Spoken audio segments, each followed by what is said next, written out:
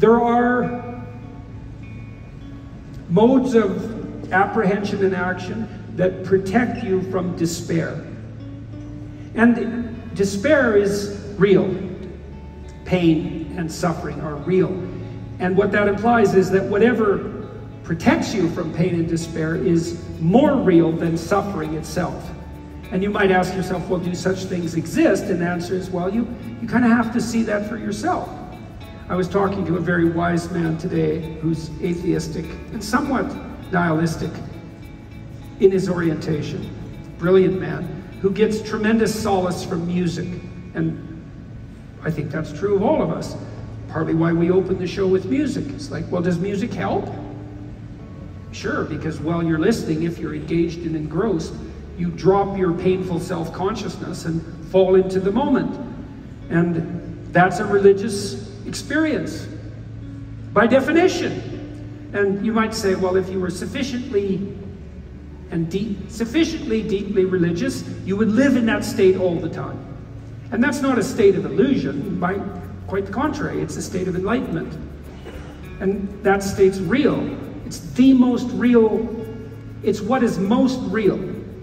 And again, that's a matter of definition. And we already decided that, you know, pain and suffering are pretty real.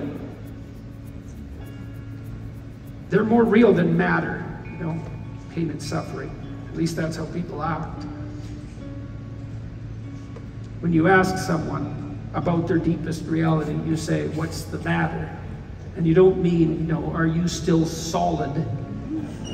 You mean, what's dragging you into the abyss today, dear?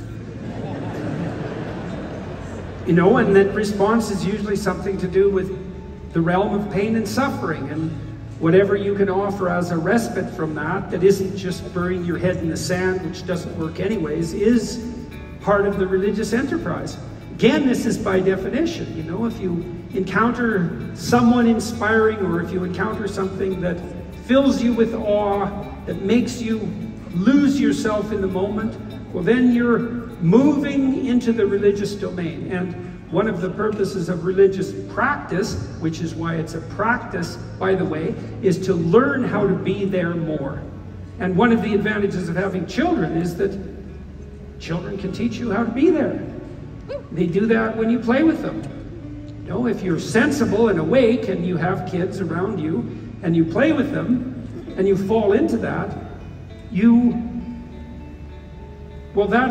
that state is as close a manifestation of the kingdom of God as you're likely to stumble across in your current sorry form. And that's partly why Christ says in the Gospels that unless you become like a little child, you can't enter the kingdom of heaven.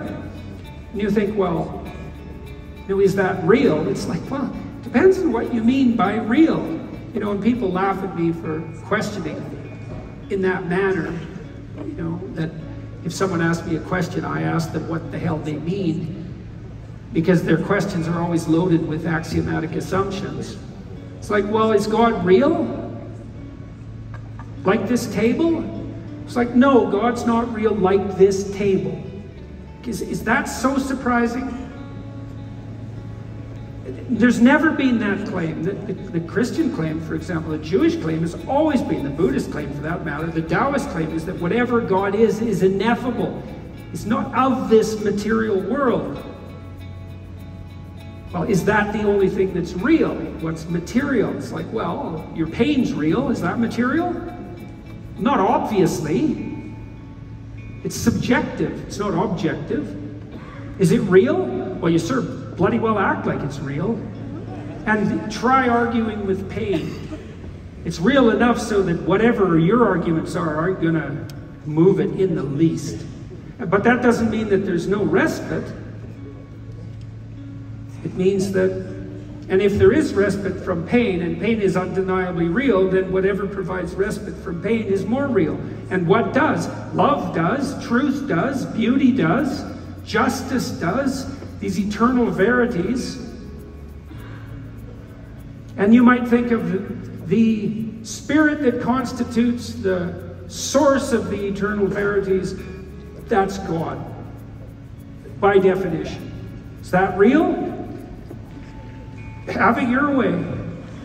Seriously, it's like, well, what do you mean by real? And when you're asking a question like such as, is God real? You have to ask the question about what you mean by real. Like, what's your criteria for evidence? Well, is it solid? Well, if that's your criteria for evidence, then no. Can abiding by